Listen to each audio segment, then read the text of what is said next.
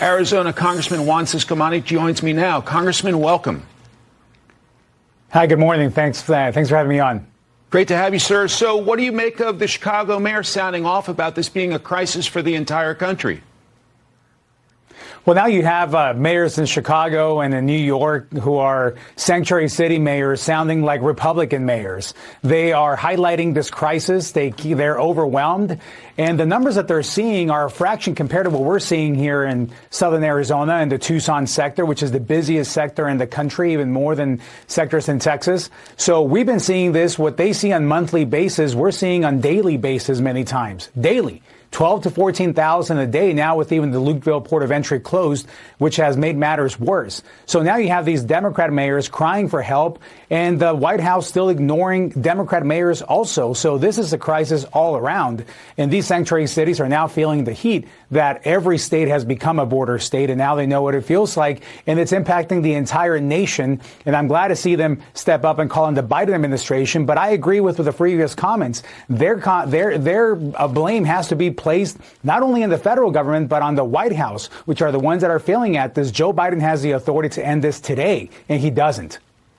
The mayor blasting Texas Republican Governor Greg Abbott, saying that his busing of migrants to places like Chicago is reckless and dangerous. But if those blue cities were not seeing some of this crisis, would they feel the pain? I mean, would they understand what's going on at our border? They wouldn't. They never said anything until the pain was brought to them, until the migrants were brought to them, and they were able to partake in the pain that the border states have been feeling. So what we're seeing at the border could be stopped, not so much on the stopping the busing precisely, but it's on stopping the flow of people crossing the border.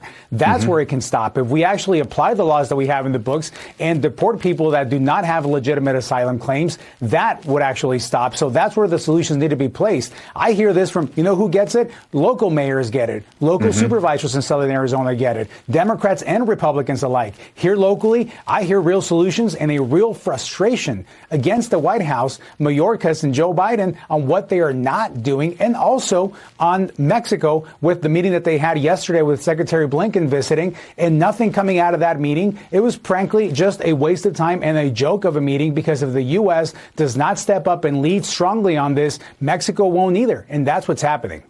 We're giving our viewers a live look at Eagle Pass, Texas, there on the screen, Congressman. Let's take a look at some real live numbers of encounters at our southern border. 466,702 in fiscal year 2023, up significantly from 2022. Then migrant encounters in the Tucson sector are up to 119,864, up 158%. What is the impact of that on Arizona?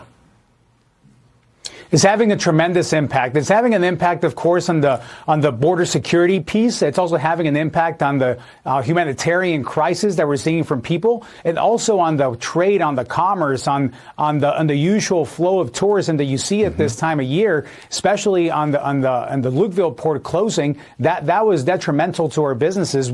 I had a roundtable with my local leaders as soon as I got back from Washington 2 weeks ago, and we had local mayors, we had supervisors, business leaders, all crying for help on this, frustrated and feeling the pain in different ways. This is not good for anyone. Nobody is winning with this. And the White House needs to understand that, step up and do their job. It's not just on Congress. Congress has done our job with the House Republican leadership. We've done ours on passing H.R. 2. White House needs to step up and enforce the current laws and actually get the job done. Congressman Juan Ciscomani of the great state of Arizona, thanks for your time today, sir.